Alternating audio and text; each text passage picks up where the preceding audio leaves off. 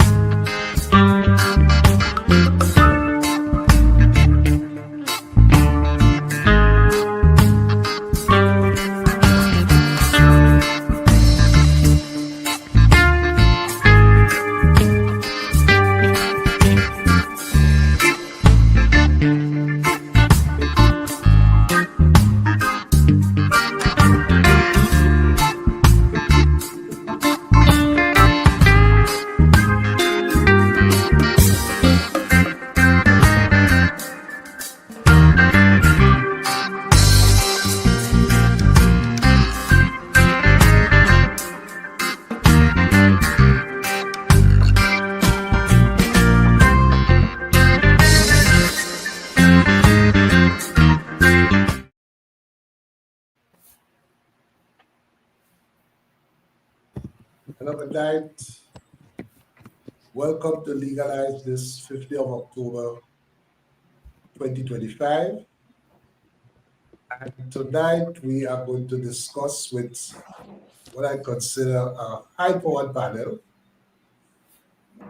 The issue is CARICOM in crisis. Can CARICOM survive? But before we get into the program, I just want to recognize the sponsors of the program: GEL Professional Solutions Inc., GEM FM carrying the program on FM radio out in Canada, and also Grenada Technical and Allied Workers Union, GTAL. Attention all workers, your health and safety at work are critical. At Grenada Technical and Allied Workers Union, we are dedicated to ensuring you have a safe and secure work environment. If you encounter unsafe conditions or are involved in an accident, take immediate actions. Report it to the company, your shop steward, and make sure it reaches your union. Your health and safety is a priority, and a strong union means a strong voice for your rights. Don't wait. Address concerns right away and protect your well-being. For a safer workplace and a better quality of life, stand with the Grenada Technical and Allied Workers Union. Together, we can create a safer, healthier work environment for everyone. Yes. So we have with us tonight Dr. Mark Kirton, and I will just invite my brother, Attorney Kenneth Fortune, to introduce Dr. Kirton. Well, thank you, Mr. Layne, and good evening to you and to your to the panel this evening, and to the listeners and viewers of this program. It is indeed a pleasure to introduce Dr. Mark Kirton this evening. Dr. Kirton is a citizen of Guyana and is the holder of a Doctor of Philosophy, a PhD degree in Government and International Affairs. He worked at the University of Guyana for over 3 decades and served as Dean of the Faculty of Social Sciences. He most recently served as a senior lecturer and director at the Institute of International Relations. That is at the University of the West Indies, St. Augustine, Trinidad. He also published several journals, articles, chapters in refereed publications, and co-edited governance, conflict analysis, and conflict resolution with Dr. Cedric Grant, and selected essays on contemporary Caribbean issues and international relations perspective with Dr. Marlon Anatol. He also co-authored with Dr. Kellen Roach the history of the Institute of International Relations, and his current research interests include regional integration, conflict management, and Latin America politics and government. Good evening, Dr. Kirton. Good evening, and thank you very much for that introduction. Yes. And we also have with us Dr. Marlon, Anatol. And Dr. Anatol has taught at the Institute of International Relations at the University of the West Indies for many years. He is the Director of Research at Terrace, a research consultancy, and holds an honor degree an honors degree in applied sociology and a PhD in international relations, specializing in research with expertise in areas of trafficking in persons, security, migration, trade, and development. He has published numerous journal articles and book chapters on migration, crime and security, economic development, trafficking in persons, and youth. He has taught in many countries, including Australia, Aruba, Guyana, Trinidad and Tobago, Suriname, among other countries. He is now the director at the Elmer Francois Institute of Research at the Cipriani College of Labor and Cooperative Studies. Good evening again, Dr. Anatol. Good evening, and thanks for inviting me, and I'm happy to be here and look forward to a lively discussion on the topic. Yes, and we also have Mr. Neville Bissember. And Mr. Bissember, among other things, is a lecturer at the University of Guyana. He holds a Bachelor of Laws from the University of the West Indies and a Master of Laws from the London School of Economics and Political Science. He was a Hubert Humphrey Fellow in the Fletcher School of Law and Diplomacy, United States of America. Prior to joining the University of Guyana, he served in the Foreign Service of the government of Guyana in various capacities, including minister, counselor, and legal advisor. He also served as legal counsel with the Secretariat of the African, Caribbean, and Pacific Group of States in Brussels, Belgium, and as acting head of cabinet and advisor in the office of the Secretary General at the CARICOM Secretariat. He joined the faculty at the undergraduate level in 2022. In addition to teaching within the Faculty of Social Sciences, he also lectures in the Institute of Human Resiliency, Strategic Security, and Future at the University of Guyana. Good evening, Mr. Bissember. Yeah, thanks, Brother Fortune. And the only saving grace, I believe, is that you did not attach, when you were reading out my CV, any dates, because you would have given people an idea of for how much years I've been on this earth. So I must thank you for sparing me that detail. Thank you, sir, and I'm glad to be here. Okay, nice. And hosting the program along with myself and Mr. Fortune is Brother Jobo Thomas, who is a regular on this program. He's an attorney at law and the former Speaker of the House of Assembly in St. Vincent. The regular host, Miss Aisha Mclean, is unavailable tonight, but the only downside is that we have an all-male panel, but we have to manage for tonight with that. And you know, Miss Mclean is one of my biggest fans. I'm so sorry she's not here. So. She's a big fan of yours. And of course, she's Guyanese, as you know, Guyanese Antigua, and no Canadian. So tonight we're going to look at something that is quite topical, the issue of CARICOM. And there have been a lot of issues recently. There appear to be differences, so basically divisions of issues such as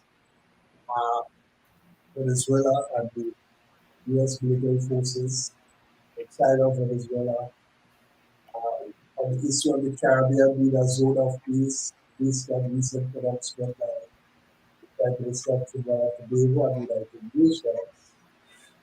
There's also the issue of the CCJ. 5 Caribbean countries are members and are using the CCJ as a final court, and 7 others are not. 7 others use the Privy Council as a final court, including Trinidad and Tobago, where the court is located. There is the issue of China and Taiwan, that dispute, because at least 2 countries in the Caribbean have relations with Taiwan.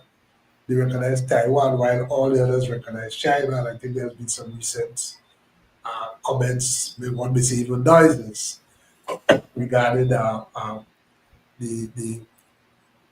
China in the Caribbean. And then there's also the issue of the CSME, recent suggestion from comments from the Prime Minister of one of the OECS islands that maybe the CSME should be abandoned and we should look at That's OECS countries should look at multilateral look at arrangements with individual countries rather than that be within the CSME because it's not really working. That Prime Minister says for the OECS. So, Dr. Kirton, we can maybe start with you on your comment. Is CARICOM in crisis? Okay, thank you very much. And first, before I go into that issue, I would like to wish all the teachers of the world and those in the region especially a very happy World Teachers Day, which is today, huh? Yes, as they they mold young minds and in a real sense promote critical thinking. And all of us, I believe, should honor those who still continue to mold those young minds. Your question is CARICOM in crisis? Is regional integration in crisis? Is an important issue, I think. But any response and analysis must proceed from a perspective which begins, I think, with an assessment of the changing parameters of the global and hemispheric environment in which CARICOM must now operate. We must also look back, I think, historically at the genesis of the integration movement. And indeed, if we go back to 1973, when the Treaty of Chaguaramas was signed, the international environment was substantially different from that which obtains today. But we saw the boldness of 4 states, Guyana, Trinidad, Barbados, and Jamaica. Even before that, in 1972, moving to ensure that Cuba was removed from isolation in the height of the Cold War. And I found that a most important starting off point to look at whether CARICOM has moved any way forward. But I think that was an important juncture in the Caribbean and a precursor to the 1973 signature by most of the states of the Treaty of Chaguaramas. So we have a different environment today. We started off in a strong, robust Cold War environment where the states of the region, those 4, kind of balked at that issue and removed Cuba from isolation in the hemisphere. So I think the integration effort started well. And while what people suggest that, the window of integration is barely ajar today, I think we have to look at some of the issues that have brought us here. At that time, the states saw the possibility of a progressive evolution of integration in the region, which could lead to a CARICOM identity. Unfortunately, that has not come to fruition. So we have that issue, which some people suggest has led to some of this crisis situation. Now, we see some constraints, I believe, which have limited the success of the integration effort. Success, we talked about, the global reconfigurations in the 21st century have really overwhelmed CARICOM integration, I think.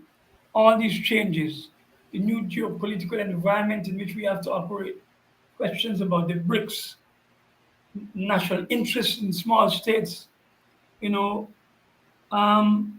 we talk about some of the issues that have really served to fragment the integration process in CARICOM. And we see some asymmetries which are still very strong in CARICOM, which have also, I think, tended to reduce the effectiveness of the CARICOM effort. Things like, resource endowment. People say, the only thing you have is bananas, or up to recently, the pariah state of the region was Guyana 200 to 1 for dollar US and stuff like that. So we've had those kinds of constraints. We've had an increasing return to insularity, to my mind, in CARICOM, which is also constraining very clearly, and a movement away from what I term a zone of diplomatic cooperation and coherence to a diversity of national interests and objectives, which surely have also lent themselves to some movement away from unity.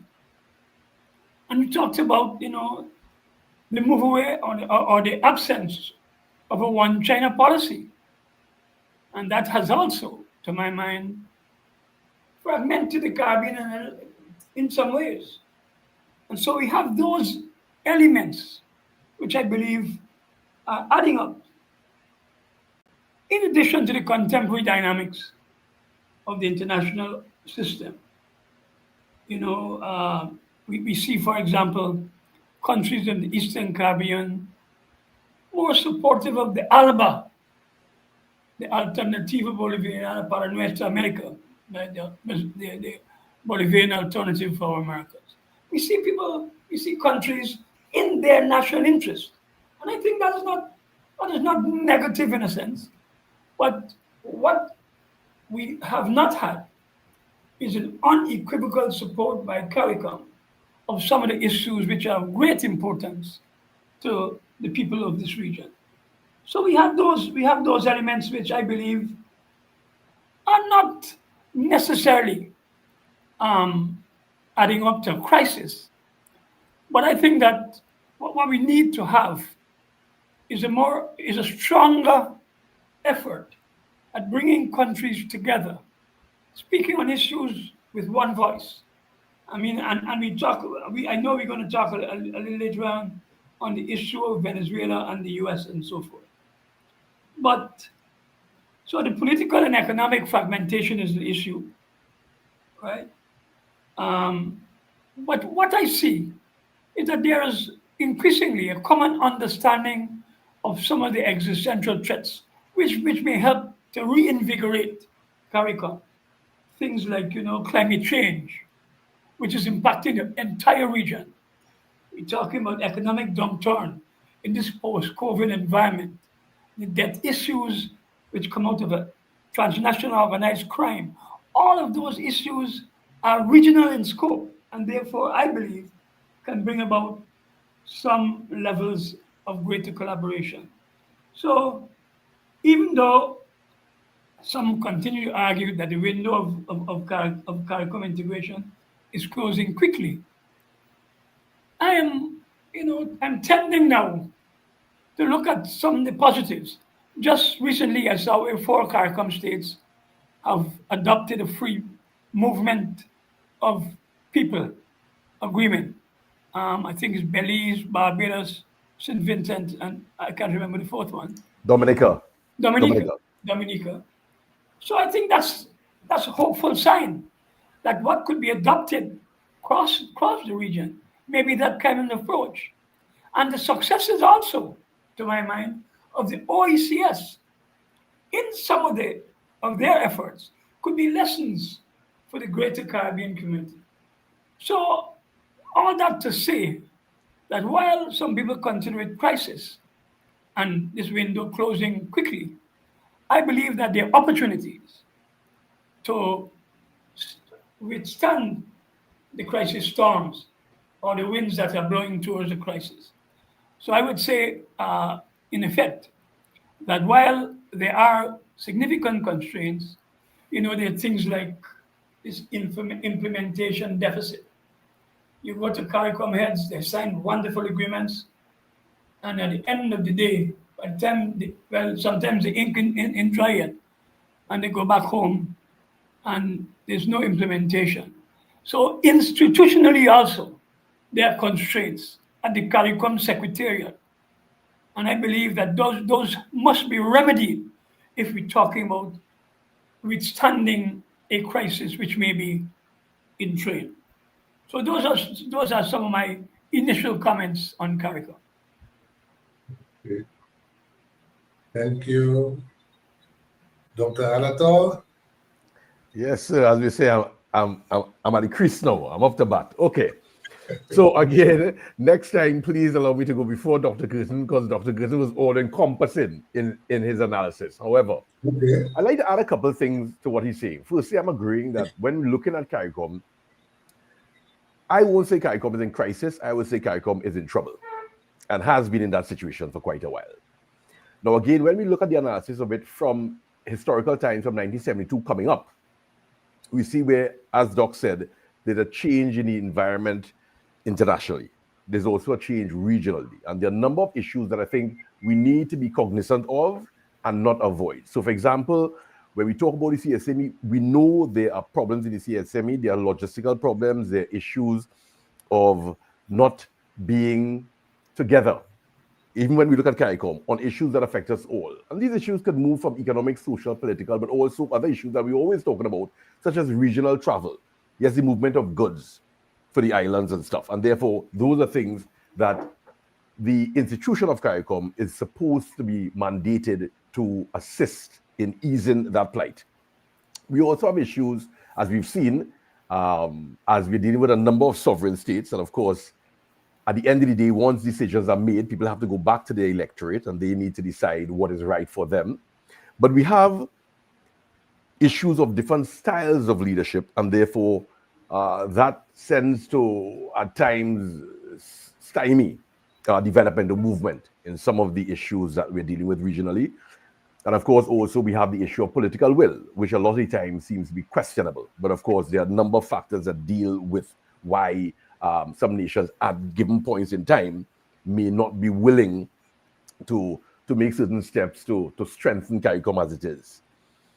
And then, of course, as always, we've had logistical and operational issues and how we operationalize some of the things which are signed, and therefore, again, ultimately, it's supposed to bring us closer as a region in having a united stand or facilitating signed documents or wills.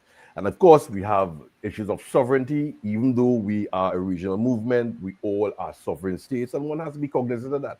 And therefore, there are limitations which exist once we are individual sovereign states. And as Dr. Kirton mentioned, we know, well, not know, but I think it's more important now, as the international system has changed, that we need to look at areas of interest. So even though we are saying that CARICOM is in trouble, and there are some things that were not done right, and there are some things that we are working on, and there are some things that we can be better at, we also have to look at issues which are supposed to bind us. Again, you have issues of food security or food sovereignty, if you want. We're talking about environmental sustainability, the blue economy, the green economy. There are a number of things which everybody's talking about individually, but I think to have proper policies which are designed to strengthen and empower not only in individual states, but the region needs to be done. And in doing that, I think I need to plug in here also. I think a lot of times when I look at some of the decisions being made, I'm not sure whether those decisions are being made holding the interests of the most vulnerable groups in society. They tend to be, to me, a lot of it airy-fairy and hopeful, but when we drill down operationally, how does it impact on our vulnerable people? How does it impact on the women, on the informal sector? How does it impact with the person with disabilities? There are a number of things that bother me. All right. Again, and I think in order for it to work, we all have a responsibility, not just to blame CARICOM, but to look at it as stakeholders in the region, whether it is from academia, business, NGOs, civil society organizations, faith-based organizations. Try to get a grip, try to understand what the movement is trying to do, try to understand the atmosphere of the environment in which we exist, try to understand the evolution of that environment, which will give us a better hold or better understanding of where we are so that we can make informed decisions. And I think that's one of the things that we may talk about today, how decisions are made. And again, knowing that when I look at things that happen in the region lately, of course, we all know what I'm talking about. We need to know if it is that CARICOM has a position, or is it individual islands can make statements which go against what the other islands are saying? Do we understand the role of diplomacy? Do we understand where we fit in with international organizations as individual states, but also as a regional organization, which is CARICOM? You see? So, having said that, just to give a general understanding of how I conceptualize CARICOM being in trouble as opposed to CARICOM being a crisis, which may change if you ask me this question in 2 years, depending on what happens now. Because as you see what's going on the ground now, we need to be more aware and we need to be more decisive in how we move forward. So thank you very much, and those will be my initial comments. Thank you. Yes. Mr. Bissember? Yeah, thanks. Thanks, Brother Layne. As I told you, I'm here on to respond. Well, as you can see, I even wore my CARICOM blue today to come to the defense of my colleagues and my former place of employment. But I find, as you were saying, you're fighting with tricks, because when I spoke to you a couple of days ago, I think you said to me, CARICOM is in crisis, as a statement. And I said to you, well, I need to understand that, because look, as it is, as Dr. Kirton said, 4 countries just moving to free movement. Things sound like a crisis. But I noticed now you put it into an interrogatory. Put it into Influenced by you. So I'm not a scholar of English. But the thing is, I found the premise, right, of the question is flawed. And quite frankly, if I'm wrong, then I would have wasted almost 12 to 15 years of my working life, as we said, toiling in the vineyard of regional integration. And I must tell you, alongside some very highly skilled and very highly dedicated professionals, my colleagues in the Secretariat, to advance this regional integration project that we call CARICOM. So it's a crisis. What is the question of it? Crisis. You might recall some years ago, I think it was in 2012, the Secretariat commissioned a review of the Secretariat. And the report proclaimed, it started out by saying, CARICOM is in crisis. And I can tell you, the heads would have none of it. The view was debunked by the Conference of Heads. I think at the time we were meeting in Suriname, it was around 2012. And they said CARICOM is not in crisis, but they went on to acknowledge that there were issues related to implementation. Dr. Kirton alluded to that. The capacity constraints, which are very rare, particularly when you're talking about the small, vulnerable economies that are battered year in, year out by climate shocks, and the resource challenges, the human resource, financial resources, and so on. But here we are 12 years later. And we ain't closed up shop yet. So I'm just going to throw some things out. In addition to some of the other things you mentioned about the CCJ and trade and Venezuela, and let me just throw some other things out to put a slightly different perspective. Security. Okay? And I'll just put this out there, right? The Caribbean is a safer place because of the work that we in the Secretariat did. We have something called the Implementation Agency for Crime and Security, which is the CARICOM institution we created. I just come to the Secretariat in 2006 when it was created. And the work is coordinated from the Secretary General's office under the guidance of the Secretary General. Every time you board an airplane in the Caribbean, you must remember that it's a safer place because of the folks at impact. Now, you understand there's a certain mentality. Our colleagues in security, they go about their business very quietly. All right? They're not known for thumping their chest and backslapping and so on. Even in like drug interdiction, arms trafficking, collaborating with international partners. My colleagues who are involved more intimately than I am in security, in as much as they, talk about need to know and so on, they have been doing their work quietly over the years. We saw it perhaps to the best 2007, I think, for the Cricket World Cup, when we created a single CARICOM space and we had not one security disaster, not one. And we did it again some years afterwards.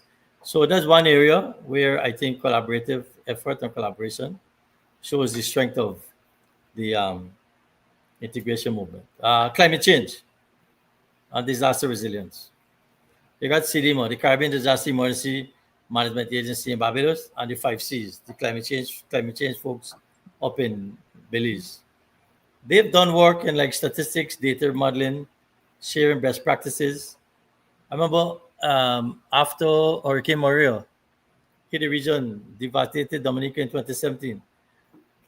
Sitting on them with our folks, the standards people, CrossQ, Caribbean Organization for Standards and Quality. They came back with some improved building codes. This is the first time we had a Category 5 hurricane.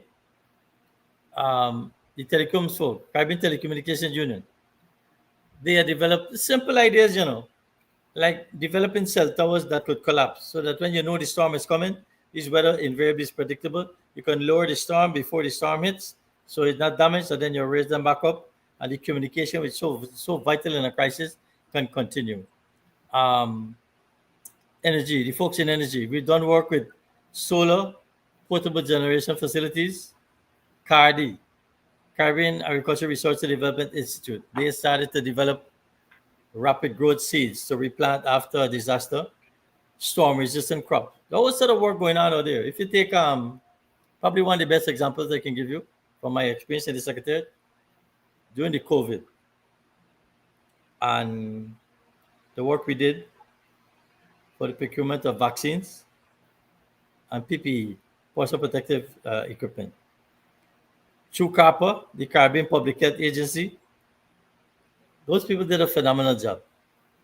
People don't know, right? And as I say, we're not in the business of the limelight and the television cameras and so on. For instance, the regional security system used to fly their aircraft up and down the island chain every day. This was at the time when the COVID tested was not as available throughout as it is now. So they would fly down the island chain, bring the samples to CARPA's testing facility, which is in Trinidad, used to be CARIC, and they fly back up with the results of the samples every day. And the folks at CARPA working in phases, 24 hours a day, to keep the testing going. We from the Secretariat, I don't know if y'all remember, the first vaccines, where they came from India, our non-traditional partners. When you see that, I tell people, it's in time of crisis, when you see who's your real friends. Prime Minister Modi pick up the phone, he called Prime Minister Mclean. Say, look, I'm sending 4,000 vaccines for you, which is much more than Barbados needed. She picked up the phone, she called President Ali, she said, I'm sending 1,000 vaccines for you. Then she called my Secretary General, Mr. Larak. And she said, SG, I know you have the Secretariat open, but what we had done, we had sent most people home to work from home, but the SG took a decision that his office, my colleagues and others who work in his Secretariat, he said, no, you can't work from home. We have to stay open. We have to service the community. And Ms. Mati was aware of that. So she sent 100 vaccines to the Secretariat.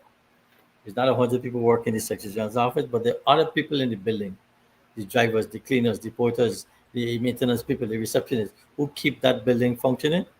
And she sent some vaccine for us. Remember Sinovac, Sputnik. Those are the vaccines from China and the vaccines from Russia. We were able to procure those vaccines. People don't know, but CARICOM is a waste of time. They don't know where them vaccines come from. We set up a facility with the African Union. We're able to coordinate the acquisition of vaccines from as far south as South Africa. Because they were making the generic vaccine, they had the technology to bring them up to Europe, a transition point in Belgium, and fly them down to us. Right? And we were able to keep those things going. Eventually, our friends up north, we were told, it's no secret, them had plenty of vaccines, stockpile. And it took them quite some time to get us access to those vaccines. But in the meantime, through the diplomatic work of the Secretariat and through some member states at the level of the heads, we were able to procure vaccines from elsewhere to keep some of these same people that say CARICOM is a waste of time and what's not and what's not. At the same time, you might remember, this is 2020 we're talking about, you had the elections in Guyana.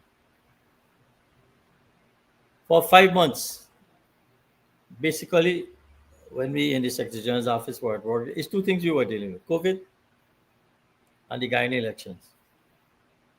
Neither of which were in anybody's work program. But that was the flavor of the day. The region was in crisis because of COVID, and international peace and security and our democratic credentials and so on were under threat in Guyana. The level of the heads of government, remember Prime Minister Gonzalez was chairman and then Prime Minister Mclean, and with coordination from Secretary General Larocque, we were able to get that crisis resolved. With development partners, of course, as well. But we were able to bring in the observer team to bring them back in to get the counting going. And all I can say, within the limits of confidentiality, is that if it wasn't for the CARICOM intervention, the elections in Guyana, the results would have taken much longer. People talk about the 5 months, it would have taken much longer to be resolved. So the point I'm making is that we in the Secretariat go about our business quietly, right? You've heard about quiet diplomacy, without fanfare, without the glare of the media spotlight. So some of those things you're talking about, carry this, carry gone, and in crisis, Dr. Kirton alluded to, I think he mentioned, he said that the ink not even dry by the time they take a decision before they reach home. And then Dr. Anatol said, yes, people have to go back home. The heads, I told you, in Suriname acknowledge what they call an implementation deficit. I think we got to drill down on that a little bit. If you talk about people going back home, that's in the member states, not in the Secretariat. We do all the legwork, prepare the documents, manage the meeting, coordinate the meeting, write the decision. Secretariat is not an implementer. The implementation deficit, insofar as it is an implementation deficit, occurs, colleagues, in the member states. I'm not saying, well, it's not we or whatever. I'm saying, but you got to look in another direction because we very often have done the work. Dr. Anatol mentioned about sovereign states. Yes, the Granada Declaration said it's a community of sovereign states. But the Europeans themselves, who we were, as we say in Guyana, we follow pattern. Because the European Union was the only regional integration model we had to follow. They had trouble developing along the way. And they took time to get where they are. There are countries like Portugal and Ireland, smaller countries at different levels of development. This thing is a process. It's a working process. And even if there's sovereign states, there's some areas where you have to cede some sovereignty. We are not like the European Commission, allow onto its own with implementation policy and so on. But we have some capability to move the process along. But as both Dr. Kirton and Dr. Anatol said, is when people go back home. Very often when I go and talk to the Minister of Finance, and he said, Prime Minister, we ain't got nothing in the budget for this. Okay, some Prime Ministers are Ministers of Finance themselves. But when you reach home and you take a decision, like for instance, I'll give you an example. We had a wonderful plan to set up a single ICT space to link connectivity in the region.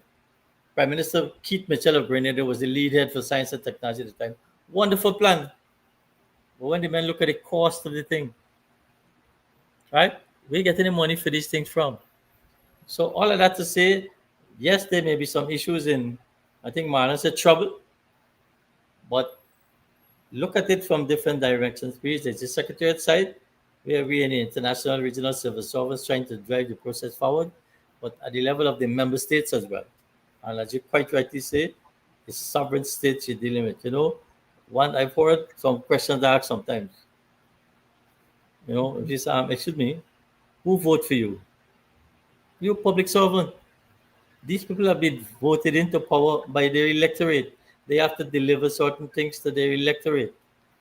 And we, beyond a certain point, can't get into that. So there's a distinct line between the Secretariat, which in the treaty it says the principal administrative organ, not the executing organ. If you look at the treaty, the Secretariat is defined as the principal administrative organ.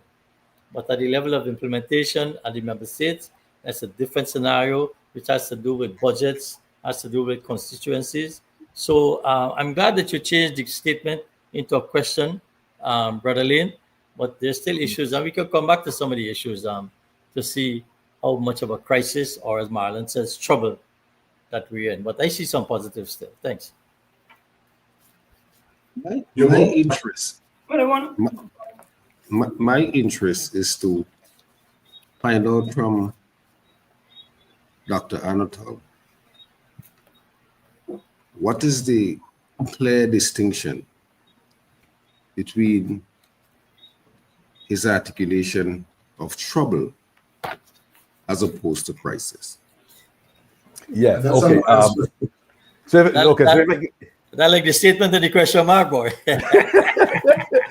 No, again, All right, when let's you look at listen. it, again, you know, I started from the point of saying that unequivocally, I am a regionalist. All right. So I believe in the process, I believe in regionalism.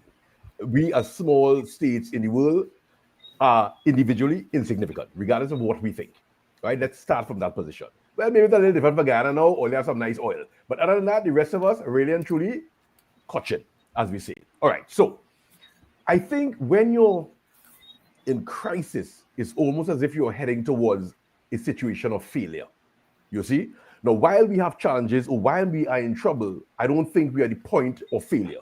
I think we have sufficient expertise, we have sufficient memory institutionally, we have sufficient understanding, I believe, of our reality, where fundamental, operational, institutional, regional, sovereign, diplomatic changes can be made. So therefore, I'm not throwing up my hand and say we're done. I'm saying we're in trouble because I don't think we are united in our approach in what we're supposed to be doing for my people in this region. We're in trouble. But I'm not saying we're in a crisis because for me, ontologically, if I say crisis, party done. And I'm not suggesting party done. I'm suggesting there's a lot of work to be done. But again, we have come from a position historically where we're not afraid of hard work and we have to survive. Again, as Brother Bissember says, when it is we're talking about weather events, which are becoming more frequent and more devastating, but we survive. And again, half the time when we survive is not only from the work from ODPM and the rest, but also from the helping hands of our neighbors. Without that, we cannot survive. And that's why I'm saying we're in trouble. For me, not in crisis as yet. And I also said, depending on what happens within the next 2 years, ask me the question, and I might very well say we're in crisis, but I believe that we have the ability here. We have enough sense, we have enough expertise that we can do better, as they say. Well, you know, I've heard of both of my colleagues talking about sovereignty, individual sovereignty. If we're talking about CARICOM and its movement away from trouble to good proper operationalization, then there has to be some mechanism in which some pooling of sovereignty becomes possible. And where, for example, in the Secretariat, they're not given the authority in some way to ensure compliance with some of the agreements that they signed before they reach home. So that what you have is a reduction in this, first of all, fragmentation, and also the deficit is reduced. The implementation deficit is reduced. Some mechanism has to be put in place to ensure that we don't live in this pipe dream. We sign these wonderful communiques. I see them every year at both the intersessional and the regular heads. CARICOM has determined that this will be our movement in the next year and so forth. The implementation is an issue. So how do we get past that? Now, I look at some of the issues. For example, we talked about in 2007 or 2009 when we had this cricket story, Cricket World Cup. 2007, Neville? Yeah. Oh, yeah. Well, we had an immigration policy, which when you reach one place, you put down a ban. Yeah, a single space. Single, and you're wonderful. It finished after World Cup finished. And we come back to a situation in which if you go to Trinidad, you got to sign a long form. If in Guyana, if you come to Guyana, you have to do the same. Luckily now, you could do it online. For some people who don't like online, it's difficult. So we haven't sustained some of those things. For example, we have the Regional Security System, RSS. Guyana, Barbados, and I think some OECS states are members. It is not robust enough. It's not really a regional security system. We have to have the participation and robust participation of Trinidad, of Jamaica, and the other states. If you're talking about a true CARICOM regional security system, which I think, if properly structured, could work in tandem with all of those other international agencies to ensure a more secure region, not only in relation to border security and so on, but things like drug trafficking, movement of arms, and so on across the region. So here we have opportunities, but there we have, I think, some constraints where the Secretariat does not have the kind of authority which is necessary to ensure compliance. Doc, as you say that, if I could just add to that, I mean, one of the issues that we're dealing with now at the Cipriani College of Labor and Corporate Studies is the whole issue of work, decent work, the right to work, the right to move. The sign is saying, we're saying, yes, you can move, and there are different categories, but of course, I don't think one is advertised enough, so people don't know if they're eligible to work anywhere else. And then when you are eligible to work, then you see that at the end of the day, each individual country has to decide whether the skill certificate you get from where you are, they accept where they are, and whether it is that you're coming in from your employer doing it or you doing it for yourself. We're having problems transferring. And again, apart from the other 4 countries that we just said, transferring your social security rights, your right to education, health. And therefore, what I'm saying is like the situation with the cricket thing where it worked. It worked, and then we dismantle it. There's no excuse. I don't care what anybody says, there's no excuse. It's nonsense. But then again, now, you have situations now where you have people willing to work. Because, of course, in the region, there are movements happening. This is not 1980 or 1970. People have the right to move, and yet they are obstacles to that right to move, to have a better life, to have security. And as Doc is suggesting, and I agree, the Secretariat using their good office or their soft diplomacy have to try to communicate to individual sovereign states that it is in the interest of the region for people to move. We are by history, by nature, we are migratory people. And economic migrants, a lot of us are not only leaving the region, but also moving from island to island because we have different skills that are needed. And therefore, we have to have mechanisms that allow people to move freely and protect them while moving. Sorry, I just wanted to add here that. We have the issue of Haiti. Haiti is a member of CARICOM, a full member. And every single state of the region requires of any Haitian a visa for entry. Now, what do we have here? Is half members? What are they? Are they outliers? We must come up and say, listen, this is not a situation across the region in which we can have visa-free access. Or, Haiti, thank you, my brother. You are a bastion or a guide, a model for independent thought, but I don't think you're ready for membership of CARICOM. You can't have it halfway. If you are a membership with all the rights and obligations, my good friend Neville may say differently, but my view is the issue of Haiti is a black mark on our region. We're not dealing with Haiti as we ought to. And that's another peeve for many people in this region.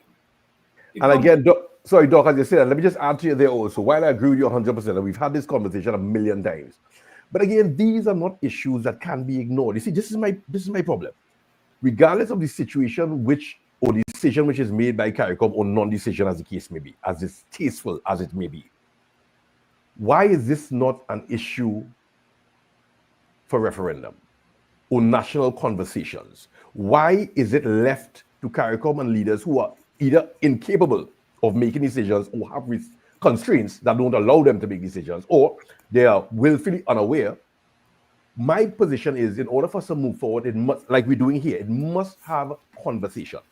And I think it is the responsibility of individual nations to ensure that these issues, as they affect us, not only as individual nation states, but as a member of a regional organization, let us hear the opinion of our people to decide how to move forward if we choose to do so. Sorry, Doc. I just want to Gentlemen. Mike, sorry.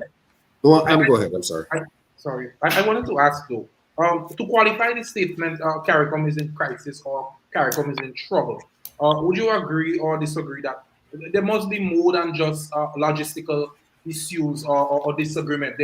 One should look to see whether there's been a breach or violation of the treaty, or there is a non-functioning of organs and so on. Would you take the argument to that level in order to qualify the statement of CARICOM being in trouble or CARICOM being in a crisis, rather than just the highlights of disagreement or other things? I just wanted to get a panel view on that. Well, Neville, I think you would be the person to look who has perhaps the legal framework that you could talk about. But I saw where some of the pillars of CARICOM include the coordination of foreign policy, right? That's one of the four. Security is the second. I think economic integration is the third, and Functional cooperation. Functional cooperation. Now, if you look at those as the bedrock of CARICOM integration, those by themselves are being adhered to in the bridge. And when you talk about coordination of foreign policy, and Neville says where possible, no? That's in the agreement, where possible. As far as practical. As far as practicable. But The adjustment clearly had some foresight, but go on. Yeah, but many of those areas are not being looked at, in any structured way. So before we go to the elements, the other parts of it, let us look at the foundational elements. Security, coordination of security. The RSS is not a full regional security system. Impacts, yes, Impacts is doing some good work, and we take that off. Other foreign policy engagements, we hear one alien state saying, they're going to zone of peace. Another one saying, let us openly and maturely discuss those issues. The other one saying, get away. So you get that kind of fragmentation in approach. But then again, let's go. Sorry, Doc. Let's go back to the foundation. I often ask, being a student of international relations, what is foreign policy? I think our colleague has asked a significant question about where the legal framework is not being adhered to. Is not so, my colleague? Yes, that's what he asked. Yes. Yeah. So Neville. So Neville, it's all you.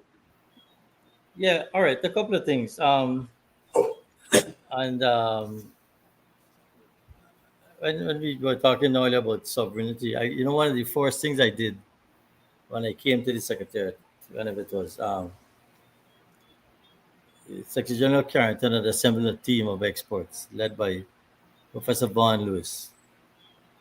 I had people like Dennis Ben, Professor Ralph Carnegie of blessed memory, Marlon Schwartz was the secretary of blessed memory, a high-powered team. And we went to talk to the Europeans, right? As I'm saying, people say we're mimic men. The fact is that the only integration movement we had to mimic was the European Union. So we went up to talk to them. And I remember clearly some folks in the commission telling us what they call the S word. And we said, what is that? They said sovereignty. And they made it quite clear. That's how the European Commission survives. The member states, I think Marlon mentioned it, had to cede some sovereignty to the commissions. Like say, for instance, the collection of taxes and duties. If you pay some of those things at the border, it's paid directly into the commission. Our folks here in the region would have none of that. Everybody wanted the money going to their treasury and then to the consolidated fund and so on, and then they'd make a budgetary contribution. We can't force the member states to do otherwise. That's what they decided. It's not for want of trying. So there's the element of sovereignty and how far you go. And as I said from Ranan, this is a community of sovereign states. That's part of the problem, because people guard their sovereignty jealously. The implementation deficit, we've seen the problem inside the Secretariat. Secretary General Iraq, in his wisdom, had created something called the Committee of Ambassadors, CARICOM Committee of Ambassadors. Not like the Committee of Ambassadors in Brussels, which is a different ballgame. The intention was for the committee to be populated. For instance, Ambassador Elizabeth Harper of blessed memory, who just passed away, she was the CARICOM ambassador. We wanted people of a certain stature, high enough in the system, who literally had the ear of the head of state, to move some of these things along where we couldn't go beyond the border, inside the countries, to unblock the implementation challenges. So go and talk to the PM or the CAPSEC and say, look, man, we took a decision at the heads to do this, and we got to do it and go ahead and so on. That's what we from our side did. We created this committee of ambassadors. In some member states, it worked. In others, the role of the ambassador was not as defined. And again, that's a function of the member states. They choose the person. Now, you mentioned breaches of the treaty. Part of the issue is that the treaty has no sanctions mechanism. Unlike with the European Union, they could pay fines and a whole set of things. We don't have that mechanism. Again, this is what the member states, in their wisdom, when they were instructing us in the Intergovernmental Task Force to draft the revised treaty, that's what they came up with. It's really based on the comity of nations and the camaraderie among the member states as how you can move things forward. So there's some built-in limitations, and you can find member states breaching the treaty, and among friends, I can tell you, in a caucus meeting, I wasn't always privy to those discussions, but in the closed door sessions, the heads would have what you would call in diplomacy a full and frank exchange amongst themselves about how to unblock some of those things. Now, along those lines and breaching of the treaty, you mentioned Haiti. And I think I've had cause to say in other fora that it's a little disingenuous to visit a regime of free movement on a country that has a history of out-migration, even though they are full members. I can tell you, I personally had a problem with that, and I thought we could have taken a phased approach because there were still some issues that Haiti had to complete. You know, this has a history. After the earthquake, they lost a lot of civil servants, a lot of institutional memory, a lot of records, a lot of things were out of place. And so they were sort of playing catch up. So they weren't fully Never, sorry, not to cut you, but I just want to clarify something for me. Again, as I mentioned, we are all migratory people. There are more Ghanaians living outside of Ghana than in Ghana. So I think there's an elephant in the room that nobody's addressing and doesn't want to address when it comes to Haiti. So I think let's be careful when. Let me land. Sure. Let me land. And I'm coming back to you. Let me land. Like 4 countries have just implemented full free movement, right? Has there been a rush of Dominicans to Barbados? Has there been a rush of Barbadians to St. Vincent? But you go and tell the Haitians you can move freely now in CARICOM and see what happens. Oh, you know Haiti that. But so what? Haiti, So what? If we have a CARICOM, so what? Let me land. Let me just add because Let me land. Haiti has a history of out-migration. That the boat people. All of the countries do. No. Please. Let me land. You talk to the people in Turks and Caicos Islands. You talk to the people in Jamaica. You talk to the people in the Bahamas. They have had consistently over the years problems with Haitians washing up on their shores, heading to Miami. They ain't got St. Vincent boat people. They ain't got St. Lucian boat people. Why did you allow Haiti to become members of CARICOM? Oh, well, you want to know because at the time, the issue of free movement. At the time, the issue of free movement was not as real. We had certain categories in the treaty, right? We had musicians, media workers, and so on. We had certain categories. And as I'm saying, it was a work in progress, and Haiti was in the process of becoming compliant. The heads of government, in their wisdom in 2018, just like you, Mark, took a decision. Haiti is a full member. They must get full free movement as fast as they took that decision. Okay, here what? But As similarly, fast as they took that decision, they have to Neville, roll it back. being responsible, again, let's go back to CARICOM, being responsible.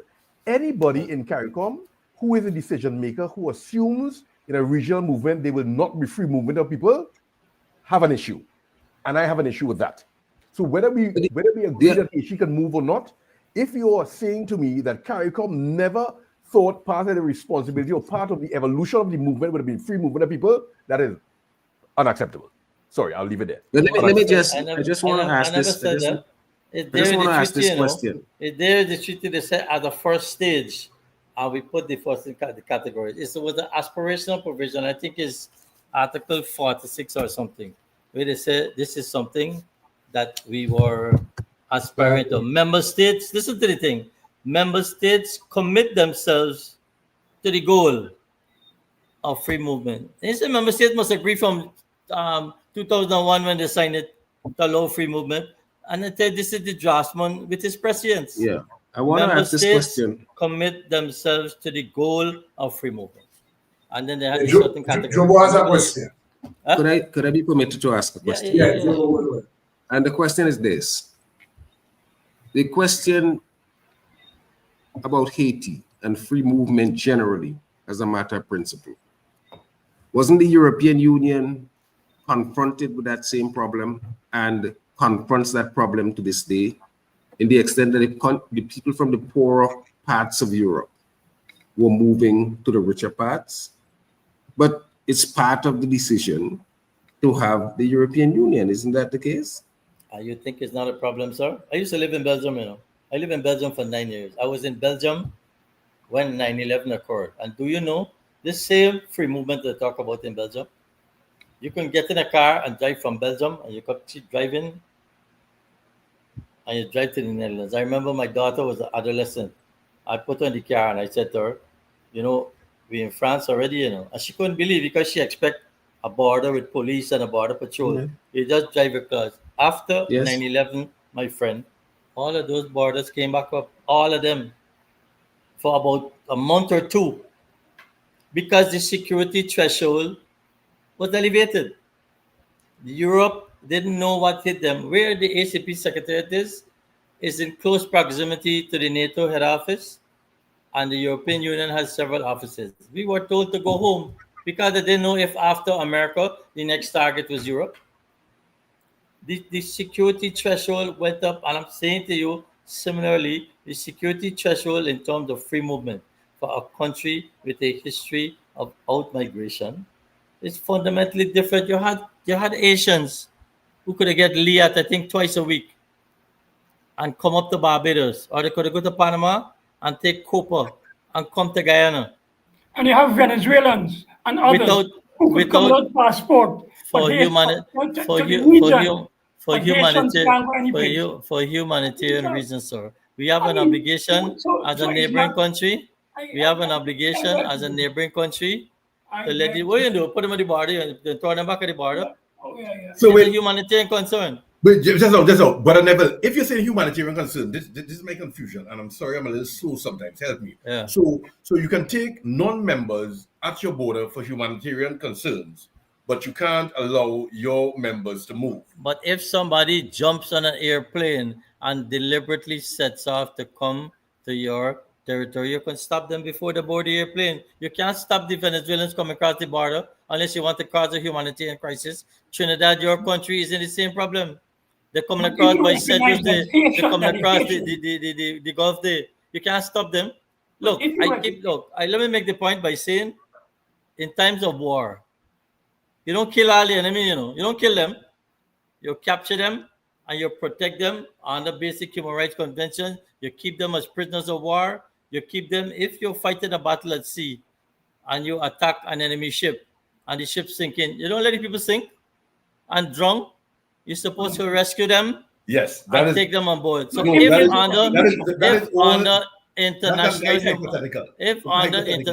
under international humanitarian law, you have an obligation to rescue enemy combatants. Why, in the name of the Almighty, you don't have a higher obligation to rescue economic migrants? But my brother, if there's a recognition that there's a humanitarian crisis in Haiti, is it not in the interest of regional integration for there to be a CARICOM approach, even saying, let us take X number of Haitians who are indeed, as in Marlon's word, in trouble, and move them into safer zones in the region, not 2 million of them, but look at it in the context of a managed migrant process. Right. But So let's pursue your hypothetical. Let's pursue your hypothetical. No, you might not know. CARICOM announced all Haitians who want to flee the failing state in. No, Brother Neville, you know, listen. Hear what Dr. said. Dr. saying, if CARICOM has a strategy, a managed strategy, fine. But in order to have a managed strategy, CARICOM needs to be, not only CARICOM, but I mean member states also need to be honest. They need to be honest. They need to be honest. You're saying they're being dishonest, sir? No, I'm saying they need to be honest. To have a conversation about how to manage the flow, you need to know the limitations of that management. And therefore, you're talking about national capacity, but also regional decision making in how to effect that management strategy. Do you know? We were in Trinidad for the 50th anniversary, right? PM Kirton was in the chair, and I tell you, probably one of the reasons why that decision was pushed through, because he's the lead head for free movement and labor, right? And they took the decision that they will implement full free movement. At the time, none other than the Prime Minister of Haiti, who is no longer the Prime Minister, Mr. Henry, asked his CARICOM colleague, excuse me, y'all left way out of this thing.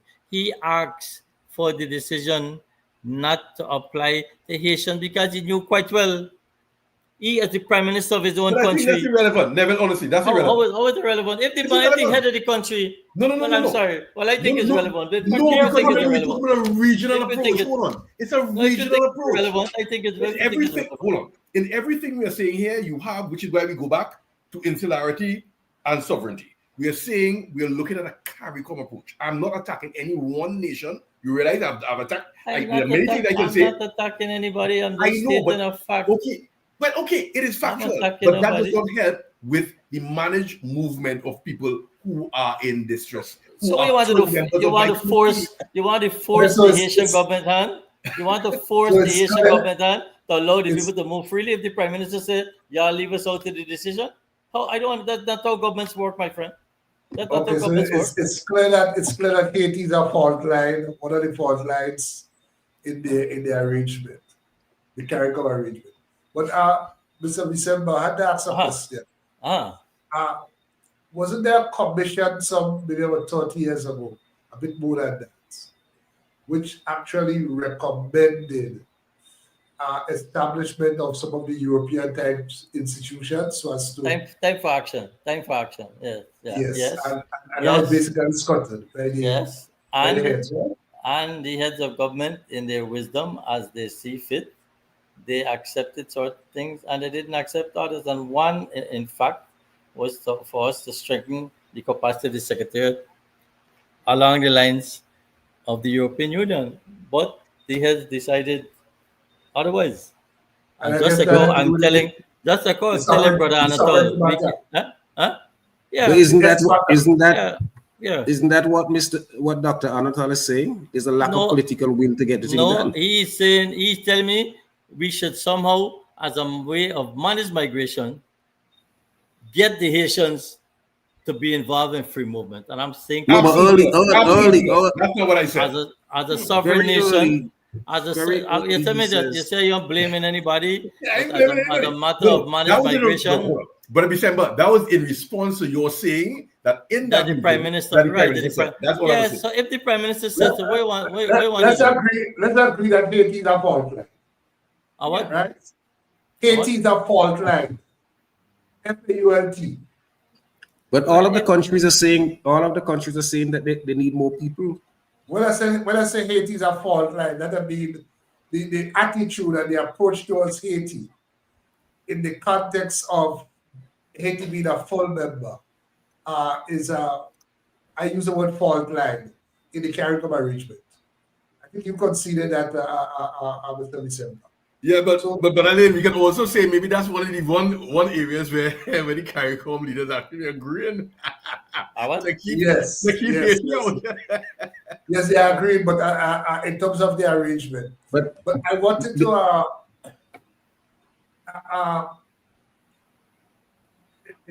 one comment I had in terms of Mr. Bissember's original presentation. It's clear that based on all that you said, that the Secretariat is doing fantastic work.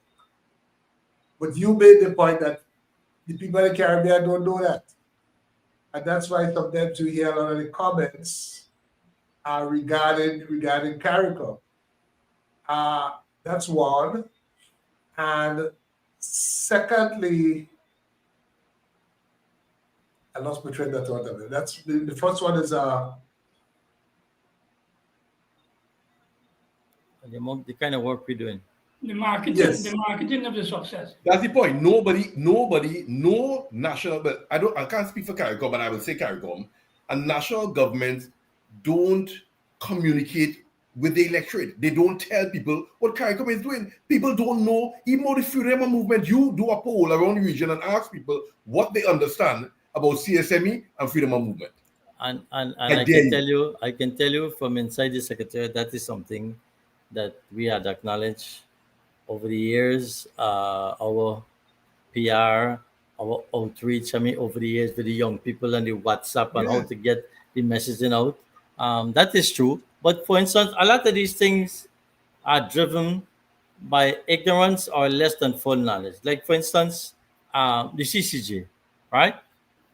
And we know quite rightly, everybody through the treaty has signed on to the original jurisdiction, but only 5 countries to date have signed on to the appellate jurisdiction. If you look at the history, it's our friends in Jamaica, led by the most honorable P.J. Patterson, who had brought us decades ago to this position, saying we need a Caribbean Court of Appeal. And you come now to Trinidad and Tobago, which had offered to host the institution, and until now, they haven't accepted the appellate jurisdiction. If you talk, like you mentioned earlier, referendum, Marlon. You know when the comrade Gonzalez in St. Vincent, they asked the people about the CCJ, they said no. But people will tell you. Nobody in St. Vincent said no to that. That's not true. Let me land. Please, let me land. The ballot had so many questions on it. The ballot had so many questions on it, including about the CCJ. But that's a different question, though. You can't confuse and conflate issues like that. The ballot had so many questions on the paper. If they just asked people simply, do you want the CCJ, yes or no? It might have had a different response. But just no, but let me just say this, Brother Neville. If even you ask them, this is my concern. They may say yes, they may say no. My problem is with my people in the region, and I travel and work through this whole region. People don't have information. So if you ask them, all right, go ahead. People say, what they say is a hanging court, which is not so. We still have the death penalty on our books in some member states, but nobody has been sentenced to death in the last, I don't know how much ever. The Europeans come to us, the European Union, and chastise us. Oh, you must take the death penalty off the books. The Americans don't do that. There's still some states in America. Agreed. But your government allowing them to dictate to them. Let me land now. I'll tell you about the lack of information. They say it's a hanging court. Then they say it's a political court. My friend, the CCJ is one of the most isolated institutions in terms of political influence. People don't even know that. In all the member states, the heads of state or government are integrally involved in the selection of the judiciary. In the country I know best, Guyana, the president appoints the chancellor with consultation, and the chancellor is the head of the Judicial Service Commission. For the CCJ, there's something called the RJLSC, Regional Judicial Legal Service Commission. It's a fantastic institution. If you see the composition of the RJLSC, the CARICOM Secretary General does propose people, the Bar Association, the Civil Society, the OECD Director General, the composition of the RJLSC is so removed from the leadership of the member states. They got no prime minister. There's no prime minister who can pick up the phone and say, appoint Marlon Anatol president to the CCJ, but yet No, people think it's a I political know. institution. I know, but I'll allow you to land it for maybe we're talking about information. You see, people are disrespectful to my people in this region in that they do not give us information. And I take umbrage to the fact that the person on the street does not have information which they need in order to make even choices, not decisions, just choices. Oh my God, just choices. And we come from a history of not being allowed to make choices, of having information kept from us. That is my fundamental issue here. My friend, I believe in the CCJ. I believe in it. But there's more information, just like the freedom of movement, that you have to give people. I'm sorry. You have to. But my friend, in this day and age, right? In this day and age of the social media, where nature abhors a vacuum. So let's say all that I just told you there, that is not a hanging court, is isolated from the politicians. If we don't put that out there, you can get some joker out there who say, you know what, it's a hanging court. Good, and so let's put it out. And that is forwarded. Well, I don't know. I don't know where the responsibility starts and ends for this information. I don't know. You see, again, but Bissember, that's what we talk about. So there's a good conversation. People so must ask questions. People must ask questions. But at least we're talking, so we can say maybe it's CARICOM, maybe it's the states, maybe it's the ministries of legal, whatever, social development. Okay, but the question need to be asked. We need to be respectful and ask questions which affect the livelihoods of my people, of my Caribbean people. Or tell the Caribbean people they must be a little more responsible with the information that they're putting out there. No, I agree. Some of them saying bloggers and jokers out there that spread it. I'm seeing it right now in Guyana in the aftermath of the elections. All the experts coming out to the woodwork and pronouncing and all kind of things. They don't know what they're talking about. But again, speaking with authority. Yeah, but we said, but you remember again, because of the system of democracy that you believe in, and you are a legal man, people have the right. Everybody has the right to give their opinions. But I agree they should not. I'm saying they should not. I'm not a lawyer. Not to mislead and abuse and to commit defamation and so on. There's two different things. Therefore, we have to counteract that with proper, accurate. You remember some years ago, you have to put the sources in dates. I have another question for the panel. Let me just end by saying some years ago, we came up with an idea called alternative facts. I never know what it is.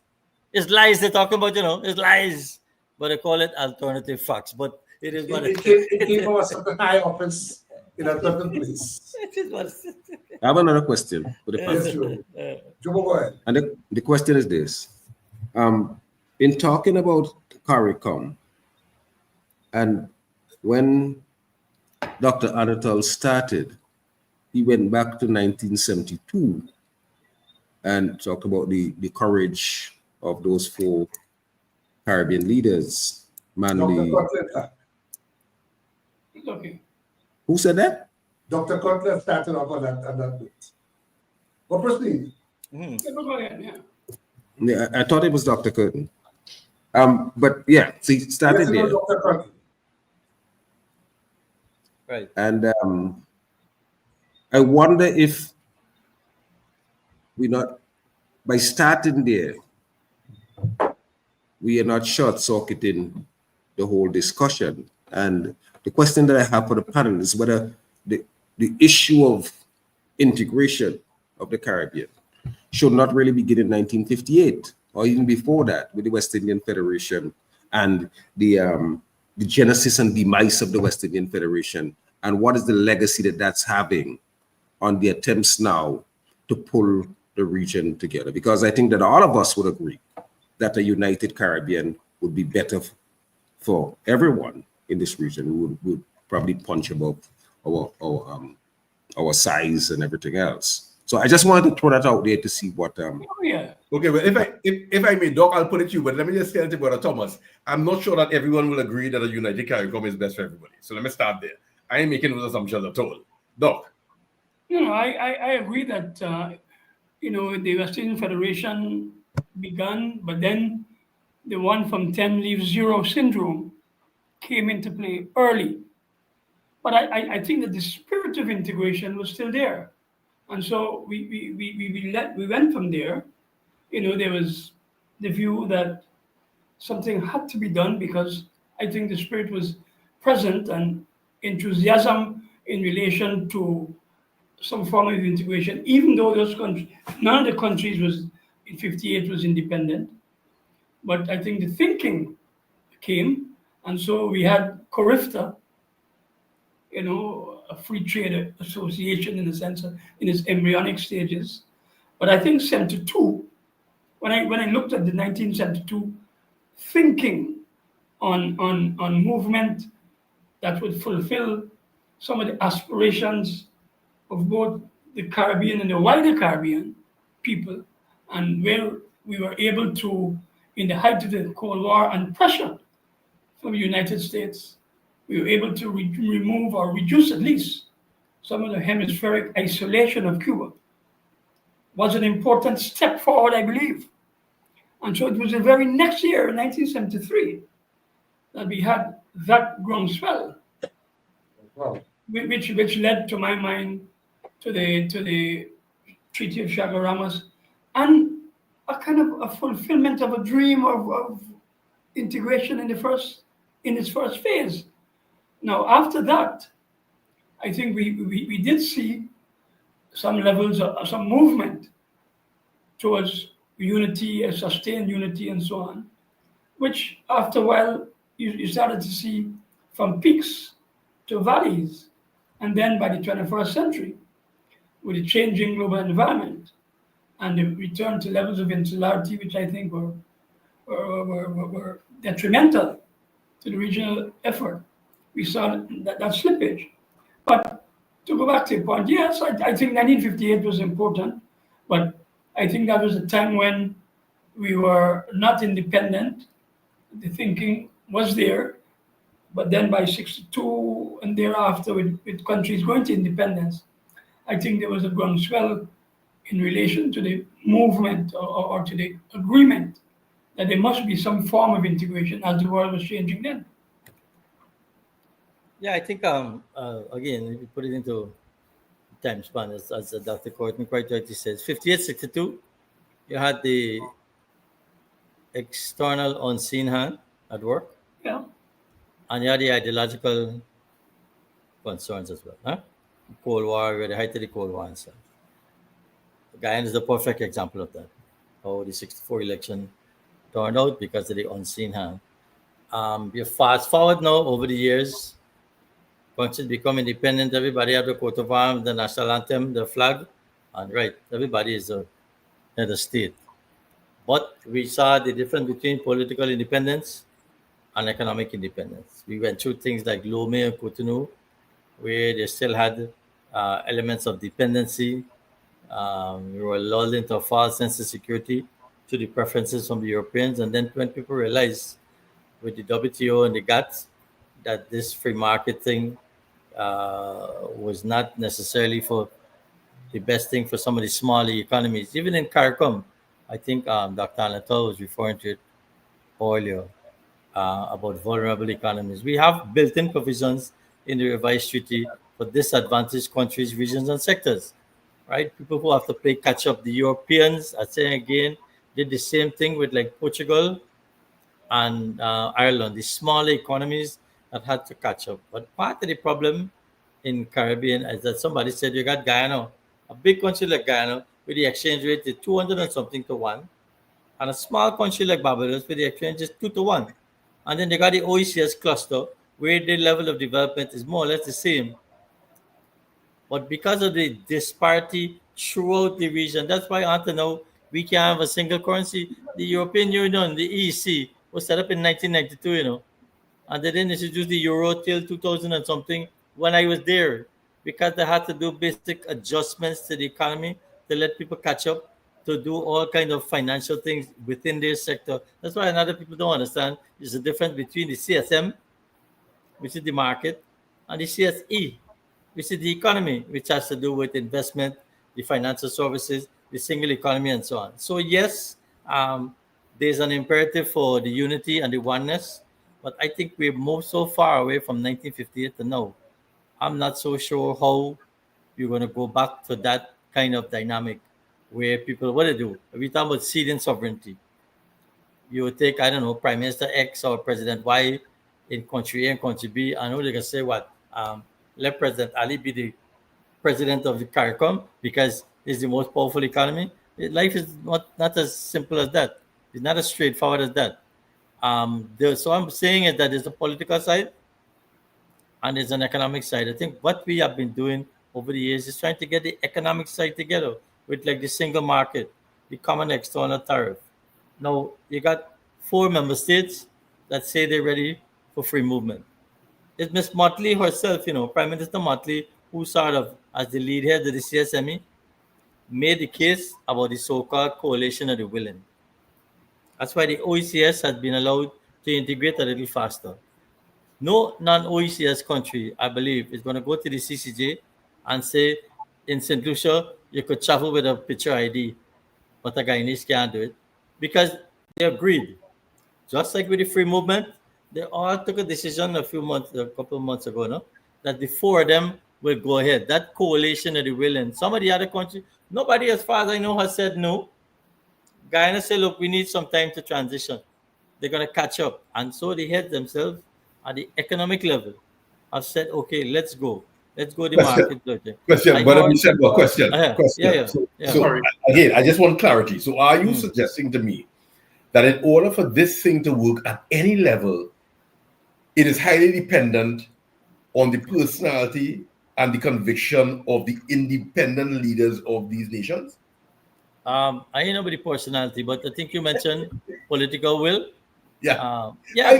People is a hard seller. I'm sorry. And I tell you again, sometimes you sit in those meetings and I tell Caribbean people, I personally am proud very often of the way how their heads go to bat for them. I mean, people really represent their views. And as you say in diplomacy, sometimes you have a full and frank discussion. But the men come out afterwards and they hug up and thing and they take a little coffee or whatever.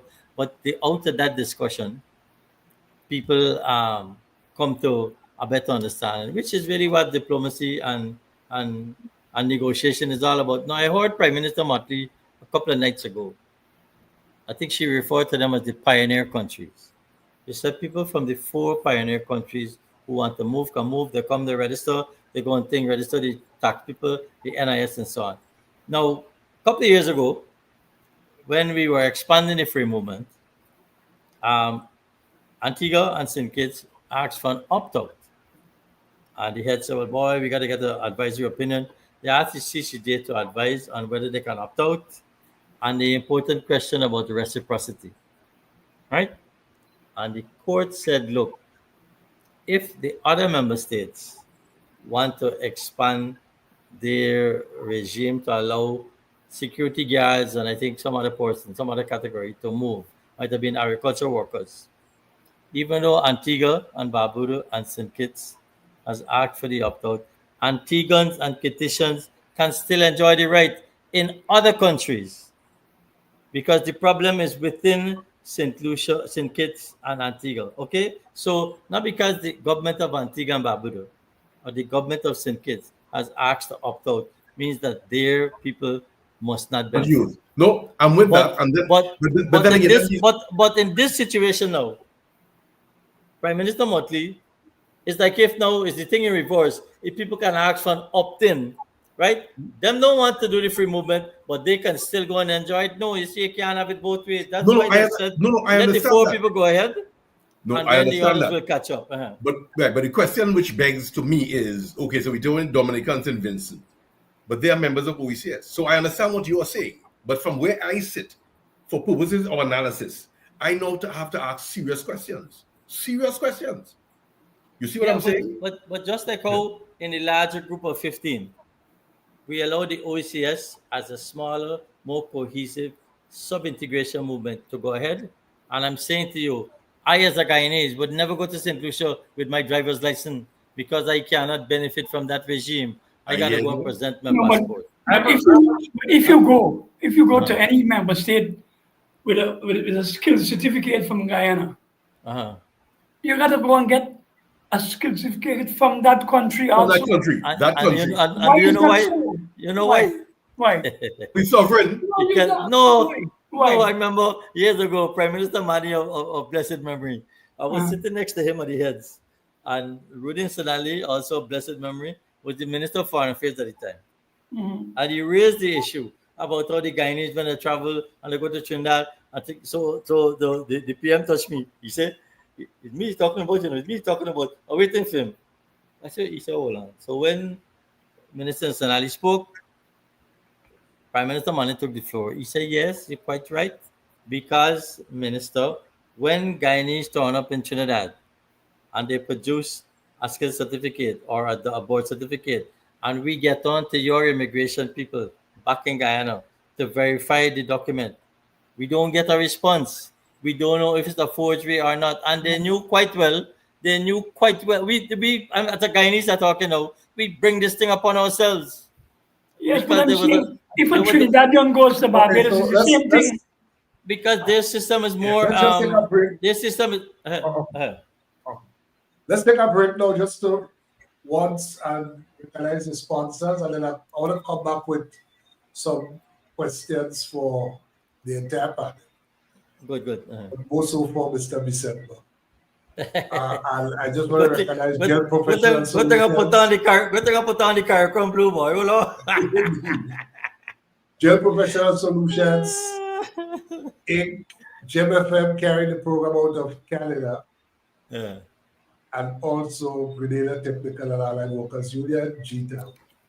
Attention all workers, your health and safety at work are critical. At Grenada Technical and Allied Workers Union, we are dedicated to ensuring you have a safe and secure work environment. If you encounter unsafe conditions or are involved in an accident, take immediate actions. Report it to the company, your shop steward, and make sure it reaches your union. Your health and safety is a priority, and a strong union means a strong voice for your rights. Don't wait. Address concerns right away and protect your well-being. For a safer workplace and a better quality of life, stand with the Grenada Technical and Allied Workers Union. Together, we can create a safer, healthier work environment for everyone. Okay, so let's just take some comments from the chat there. There's Tyrus Griffin says, I hope that one of the presenters raised a question about the Monroe Doctrine in relation to the strength of CARICOM. Bob Marisho says, oh, CARICOM, how many more years do you need to surmount insular boundaries? These 5 men know the answers but prefer not to say it explicitly. Could it be the 5-year political cycle? Bob Marisho also says, Mr. Bissember, could you define the words free movement of people as outlined in the CARICOM declaration? I asked the question rhetorically. And Bob Marisho is also saying that peculiar government system which says that a state of 320,000 people has as much say as a state of 32 million has worked very well in the US. Perhaps CARICOM may want to go that way. I guess he's thinking about the Senate, in the US, the Senate system. And when Bob Marisho said, Mr. Bissember, you are doing exceptionally well on the program. So I just want to ask this question. In the context of some of the issues, such as the statement by Prime Minister Kabla Bisessa at the UN, also some of the pronouncements by Prime Minister Rav Gonzalez about the CSME and on the China issue.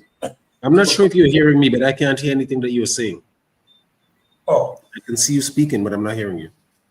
Oh, am I muted? I'm not muted. Yeah. Oh, I'm hearing. I'm Yes. hearing. Okay, Juba, you probably have an issue on your side. Now, my question is this. What do you think is the expectation of Caribbean people based on their understanding of CARICOM? Would they expect that leaders to be going off in the different directions as we have been observing? I answer for a particular reason. In other words, the follow-up is, are we selling false expectations to the Caribbean people. With this organization, we have community of sovereign nations, as you call it, versus, for example, what they would see as the EU. Yeah, Dr. Kirton is the Monroe Doctrine expert, you know. So. No, well, no. In the first place, we did at the Institute of International Relations about, I would say, in 2015. This is a long time ago. A survey which indicated that the people of the Caribbean are very interested in sustaining the integration effort. And while it may be dated, that survey, I think it reflected the thinking that without unity, we'll be lost adrift in insular approaches. Now, that might have changed over the years, but I still believe that in the region, there's that quest for higher levels of unity and collaboration and coordination, especially in those contemporary issues which are emerging that impact the region as a whole. And we talk here about climate change and its impact, the impact of guns, gangs, and transnational organized crime, and the need for a unified approach. So I think that there's still that kind of yearning for some kind of collaborative regional engagement in some of those areas: education, health, and the movement of people and transport, regional right. transport, Yeah. And movement of food products. Yeah. Right. So I think those are some of the issues. In relation to the question of the Monroe Doctrine, I wasn't quite clear, but I think that what we see, especially in this current US administration, I believe, is a kind of a move back to regain lost ground. And it is what it used to be termed as a sphere of influence. And I believe that the 1823 Monroe Doctrine is being reworked. Some people call it the Monroe Doctrine 2.0. But when you look at some of the issues that now are emerging, a control of the region, that may be in response to the geopolitical shifts which have taken place, where we see China, for example, having a larger economic and diplomatic footprint in the Caribbean, and an attempt by the US to regain that lost ground, and therefore using the elements of the Monroe Doctrine in this regard to exclude the hemispheric power from the region, or attempting to do so, and the revival of the so-called Western Hemisphere idea, in which the US saw all of the Latin American and Caribbean as their sphere of influence. Yes. Doc, if I may add, I agree with you 100%, which, I think this Monroe Doctrine 2.0, which is absolutely unpalatable, is being also used to fragment the CARICOM region or the CARICOM hub. And I think they're doing it successfully, because I think that's what the first was headed at. Yeah, because I've heard some very irresponsible statements, not from the marriage or the parish, or not from people who again, everybody, once they have TikTok or social media, can talk nonsense. From people who are in a position of authority talking absolute nonsense, and they're not being held accountable. So guess what? 2.0 is working. So other than the fact that they're trying to reestablish the Monroe Doctrine or the position or the moral high ground of controlling this region, the region seeing that, probably not understanding it, not getting together and say, listen, we rebuke this approach, or we use diplomacy to say, listen, there's a more structured way or more tethered way of engagement or conversation. But now it's everybody for themselves. It's like a turkey shoot. And it's very disappointing as a regionalist. Very disappointing. It's like the one China policy with China and Taiwan. I mean, where do we, as a region, say we have a common stand here? Not just on cricket or the education system with CXC, which is a different story for a different day. Hopefully, you'll invite me back for that. But in all these issues, where is there a common regional stance? Where is a CARICOM stance? What is this based on? Is it based on functional cooperation, as Brother Bissember was saying? Is it based on the treaty? What is it based on? Where are we? Sorry, Doc, I just wanted to add that because I was going on to say that indeed the political and other forms of fragmentation have come about because of the new environment, new geopolitical environment in which we have to operate as a region. We see where, for example, there's every effort to remove that footprint from the other states, the other quote-unquote powers, extremist powers. China, for example, is big and strong in Latin America, in the region. And I believe that is when the US turned its attention elsewhere. And now, because of the strategy which has been used by China and other states to get in and to get buy-in from the region, the US is indeed now trying to make all kinds of efforts to win over some of the smaller states of the region. Yeah, but then Mark, in 1823, there was no China as a counterpoint when they were moving forward with the Monroe Doctrine. And this is why I call it 2.0. Right. So, is that better or worse for us because we could play out the Chinese against? I don't know. I don't know. It's something I've been thinking about. I think that's a question. Yeah. How could we therefore look at the situation in which we come back to some form of responsible pragmatism, as they call it, looking at both sets where our interests are, and do a convergence element. I argue there's space for both of them. There's space for both of them, right? But it doesn't must be a consolidated position. It must be a consolidated position. I'm agreeing, but we have to have a plan. We need to have a foreign policy. CARICOM has to sit down and say. That's right. You have to have a foreign policy. People are talking about foreign policy all the time. But given that we are a community of sovereign nations, shouldn't we agree on ourselves? We got to change from a community of sovereign states to a sovereign community of states, where we deal with we're pooling sovereignty in some of those issues. There's also some benefits accrue to the region. Yeah. And I gave an example. Right. I was saying. I want to ask this question because the time is running up. Oh, sorry. Yes. Is there any avenue, a la the European Parliament and other institutions in the European system, for involvement and participation of Caribbean people as a whole in the work of CARICOM? And if there is not, do you think that such avenues will assist in terms of achieving what Dr. Kirton now said, sovereign community of nations rather than a community of sovereign nations? Yeah, it's a good question. I don't know if you remember, sir, it's something called ACCP, Association of Caribbean Community Parliamentarians.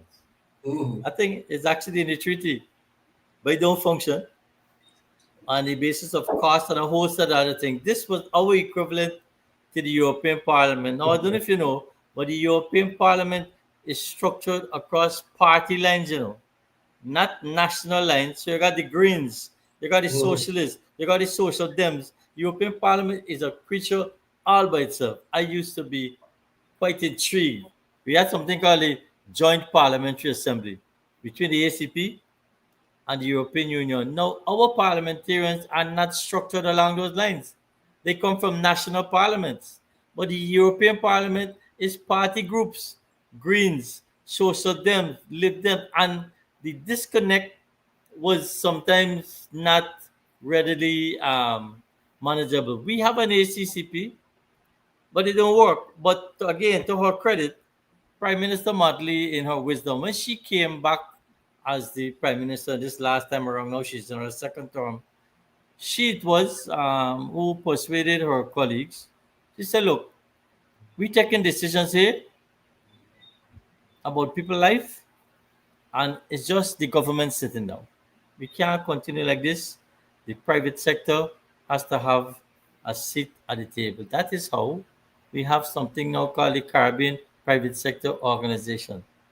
They've also said the same thing about labor, the other factors of production. So the conversation has started to expand. I can tell you, for a number of reasons.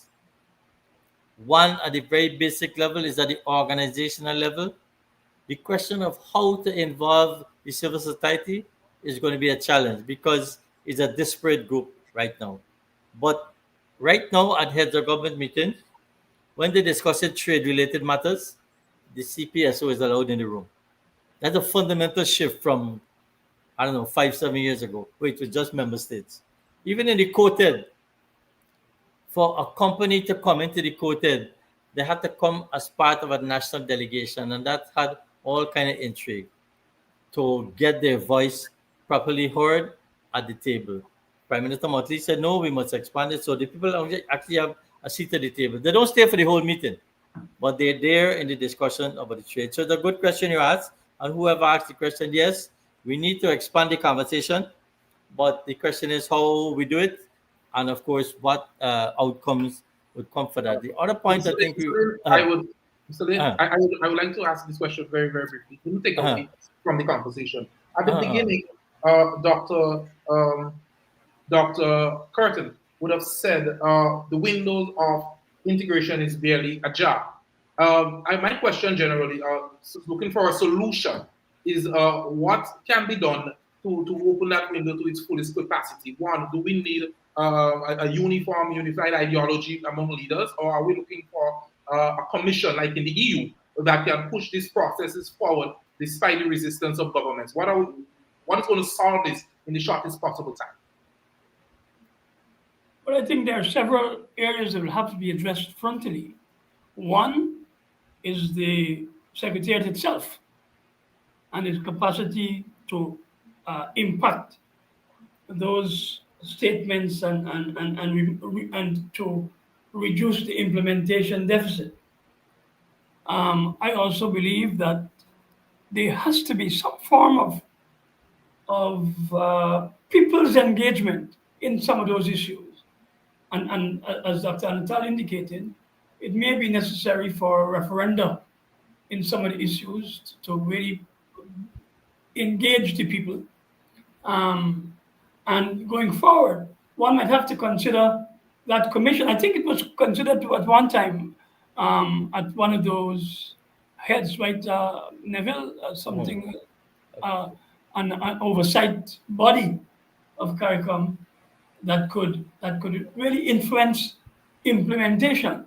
So I think that there is a need to push that window further open by ensuring that the leadership, the political will is really enhanced. The leadership has to come on board in the first instance at the highest levels. I come back to the point I made about half an hour ago about when we went to Europe with Von Lewis and company, Professor Lewis, and we were told about the S word. And they made it quite clear that the question will depend on the amount of sovereignty that the member states are willing to cede to the Secretariat. So far, as I said, if you look at the treaty, we are an administrative organ.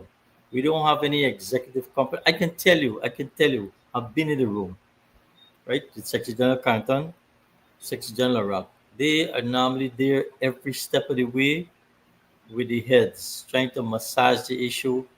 They're on the phone consulting. But beyond a certain point, we're in the hands of elected officials, right? This is why I'm talking about more authority for compliance. Yeah. What I'm talking about. And because authority for what? How we do it. Compliance. Yeah. Compliance. You have to have more authority must be given to the Secretary General and the Secretariat to ensure compliance. The other thing is, it may not come from the leaders because they might have their own interests. But as Marlon suggested, some of those things have to go to the people. For the people, people Yeah. for people. And at referendum, so that you Yeah, can but- get that kind of authority clear. But let's look at the I mean, a real example is what's happening now with the presence of the US vessels, right? And I think I wrote a piece a couple of weeks ago saying that if CARICOM, I think Minister Kerry Simmons, I saw him making a presentation about a letter that had been sent to Secretary Rubio. And I asked who signed the letter, because you're seeing different points of view. For instance, Alba put out a statement. Prime Minister Prasad Bisesar put out a statement. Prime Minister Gonzalez spoke at the UN. The heads among themselves, some people feel the threat to regional peace and security comes from the drug traffickers. Others feel that the threat comes from the presence of the US vessels. They can't even agree on that, on what is the threat. And in that kind of uncertainty, it's difficult. That's why we come back to the thing about as far as practicable, having a common CARICOM position. If at the level of the heads, for whatever reason, if we go back again, the last Trump administration, you had the Mar-a-Lago people. Mr. Trump has never met with CARICOM as a group. He applies his own divide and rule, where he meets certain heads of state and others not. So even at that higher level, you have lack of clarity as to whether people are agreed what is the issue. Okay, And- but sorry. But we said, but while I'm hearing you, I have to answer the question again. You brought it up. I was trying to avoid it, but you deal with this issue, with this nonsense with them in our waters. And my thing is, if even you're dealing with a hypothetical existential threat, is it not remiss of the powers that be to understand the issue, not only in reality, but also with geopolitical significance or movements? And if they can't understand that and therefore can't come to a common position, then again, we're not in crisis, but we're in trouble. And this has been the biggest issue for us regionally in the last however long, and yet the region's response to me has been absolutely disappointing and unacceptable. But I don't think there's been a complete regional response. That's my point. That's my point. So That's Marlon, we can get out of trouble easier than we can get out of crisis. Is that what you're saying? Is that what you're saying? But anyhow it is doing, I accept. Jobo, what's the comment? Yes, Jobo. 5 March 8, Okay, March go ahead. 8, 2020, a former foreign minister of St. Vincent, who is now the finance minister, wrote a piece entitled Every Island for Itself, in which he pronounced the death of CARICOM. He ended the piece this way. Well, maybe I should tell you how he started the piece, and then maybe you all can comment on it. He says, "We cannot agree to act together in particular ways and remain free to act as we please or as every passing advantage induces us. CARICOM must command our collective loyalty. Unless it does, all the machinery that we devise will not suffice to make it work optimally." And that was from a 1992 piece, Time for Action, a report on the West Indies Commission. And I think that was led by, what's the guy? Ramphal, right, Ramphal. Sridhar Ramphal of Guyana. And then he ended the piece by saying, give me a second. Yeah, he says, "Will CARICOM as an organization disappear? Of course not. We are a bunch of islands and small states clustered closely together. Geography and reality will undoubtedly force us to cooperate in our own self-interest on various functional tasks. The logic of integration economics remains compelling, but the idea of CARICOM, the principle of solidarity, the ethos of all for one and one for all has died. and with it, a dream of a perfect union. Okay. That was 5 years ago, Camilo Gonzalez writing after Neville Bissember. I hope I got your name right this time. I didn't butcher it. That was Camilo Gonzalez writing. You remember when they had this spat with Trinidad? There was an issue with Trinidad, and Trinidad had taken a position, and Guyana and was it Guyana? I think it was Guyana and Jamaica had an alternative position, and Camilo pronounced CARICOM dead.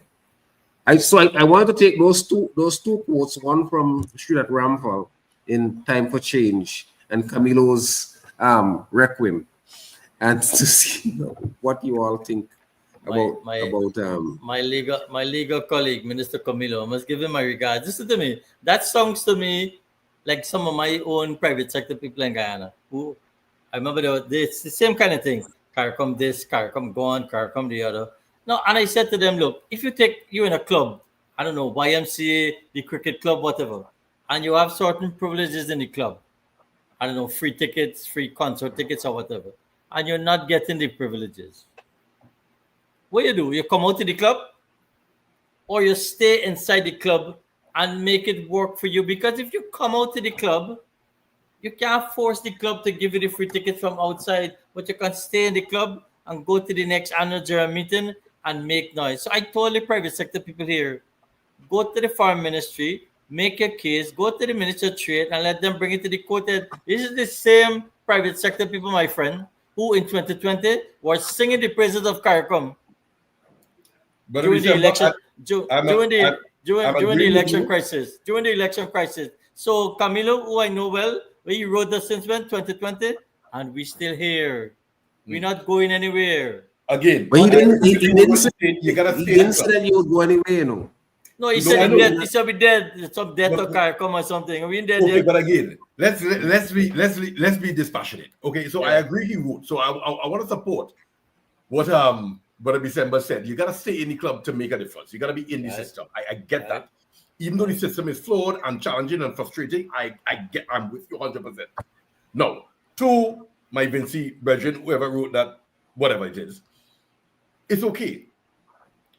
But to proclaim something dead has a level of arrogance to it, which is unacceptable to me. So let's start there. I don't know the guy. I haven't read the article. But in order for us to move forward, we have to stop being fatalistic. We have to find ways in which we can apply logic, cooperation, dedication, self-interest to come to a goal. You see? So again, don't know the guy, don't know what he wrote. I throw it off on one time.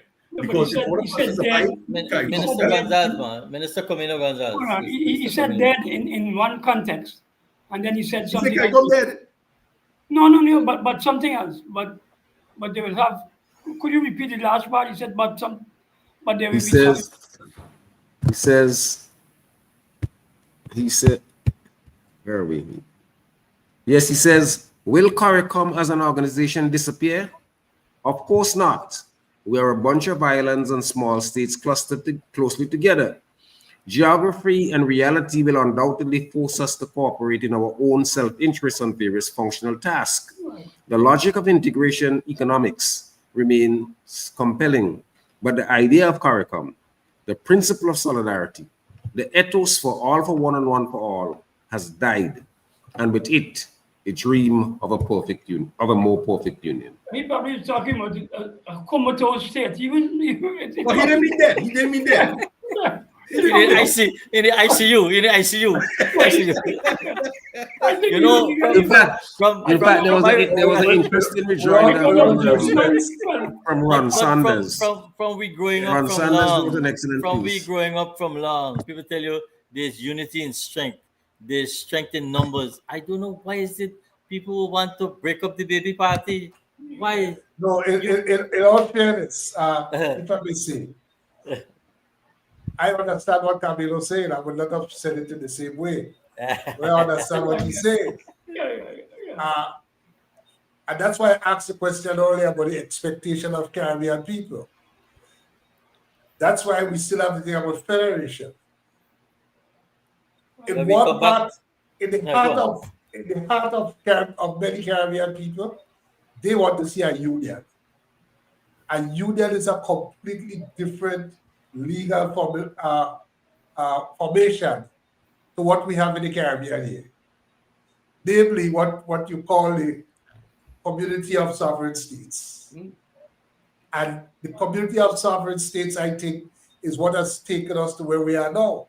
I mean, my view, when Camilo says there are imperatives, economic imperatives flowing from our size, our geography, and so, that will keep us together. We have common interests, and that will keep us together.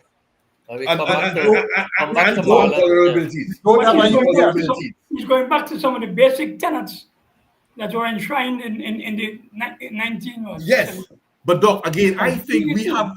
I think what keeps us together, we may have common interests, and I ain't too sure about that, but I know we have common vulnerabilities, and which is why I'm saying the thing about the referendum. When we say that CARICOM people want the communion or the community, guess what? It's anecdotal. We're afraid to have referenda. We're afraid to go there and actually ask the people what they want. We're afraid because we haven't done it. Marlon, that comes back to your point about the information deficit. And it comes back to my point about the irresponsible people out there on the internet. If you can get some kind of synergy between the kind of information that's out there, the kind of knowledge people talking about a people's movement or a referendum, expand the conversation a little bit I more. agree. And with the greatest of respect, I think some of our politicians can listen a little more. We might be on the way to something. But you see, I agree. But you know, there's some common threats, as people say, existential threats. Yeah.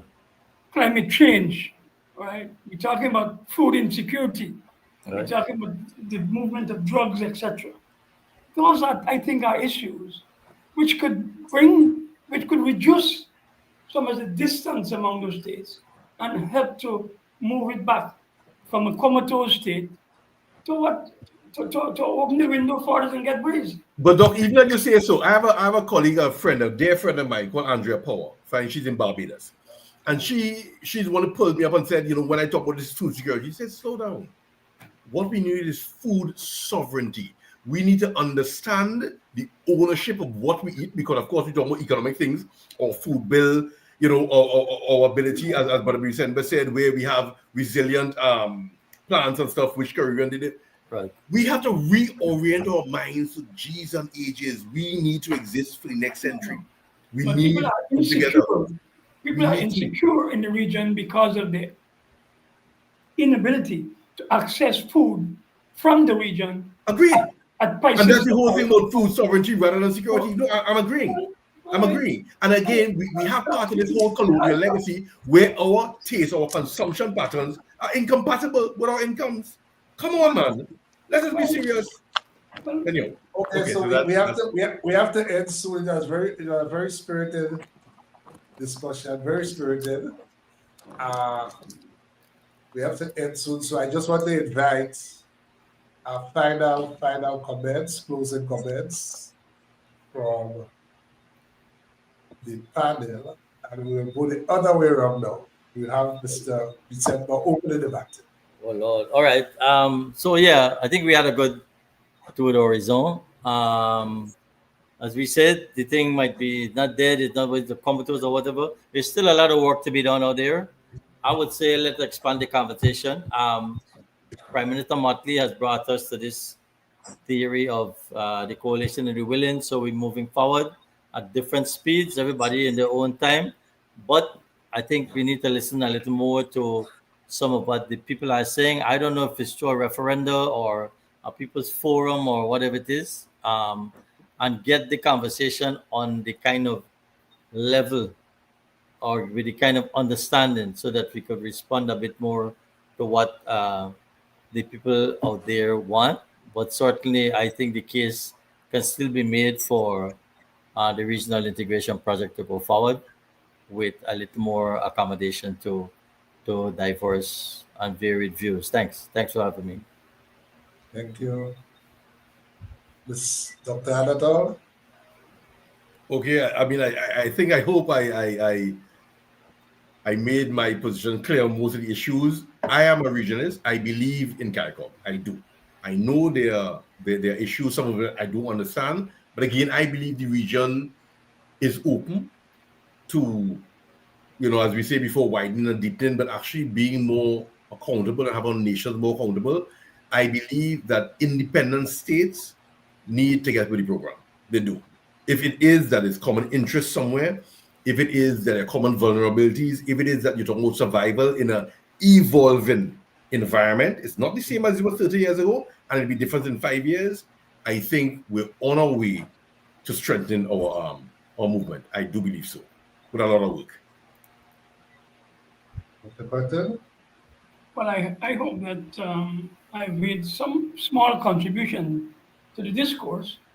I believe that when we look at where CARICOM is, we have to have some significant changes in the approach as a region to some of the issues that have emerged during the conversation this evening.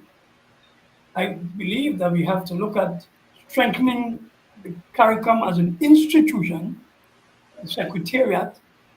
We have to ensure that, and my colleagues have indicated quite clearly, that it must be more people engagement and understanding and higher level of communication with the people to enhance that understanding of the role, function, and the successes of CARICOM. Now, I don't think that CARICOM is in crisis.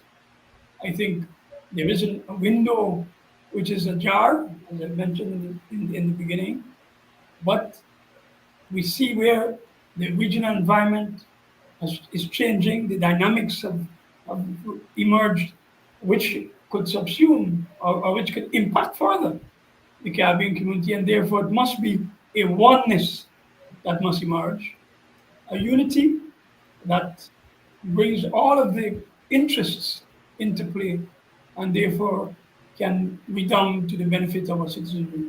And that would be my view. Ellen, do you want to say anything? Support you? I'll be very brief. Just to say that it was a very interesting program. I believe all contributed well. I also believe, as one of the panelists said, Caribbean people want integration. Whether or not, but I do believe that there is a shortage of information out there. The man on the ZR in Barbados and the man on the bus in Grenada and the Maxi in Trinidad and so must understand the integration process, must understand the role of CARICOM, and must understand that it can contribute to it, whether instead of it just being a leader's thing. So I do believe that more needs to be done. I believe, of course, that the window is slightly ajar, but I believe that with collective effort, we can open that window. Of course, CARICOM will survive. That is my view.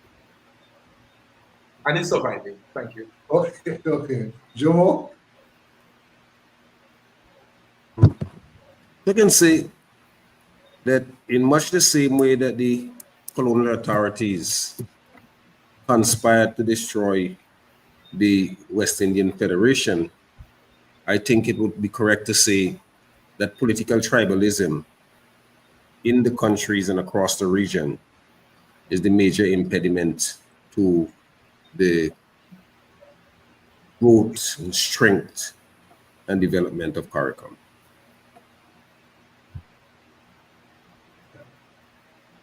Okay, my own piece is that having followed the discussion and also access some other sources leading up to the program, I think, Mr. Bissember, you have convinced me that we are not in crisis. I am convinced of that. But I think what the Caribbean people perceive as the dream and the aspiration of Caribbean people for unity is probably a bit different from what the reality is. Because it is one thing being a federation, it is one thing being a union, it is another thing being a community of sovereign nations, which I think we are, and the differences and the issues we see flow from that. It is not surprising that the Ramphal report was in a large part rejected. Very, very large part are rejected, and that is consistent with everyone wanting to maintain their sovereignty and not wanting to cede anything. What came through also was the need for Caribbean people as a whole to be involved in this process, and that's a deficit. And the only way you will have any serious change in terms of countries and leaders being willing to cede some authority is if the people are involved. And I think that I showed something provocative. This may only come about if ultimately there's a crisis. Good night, everyone. Thank you very much for appearing. We really do appreciate it.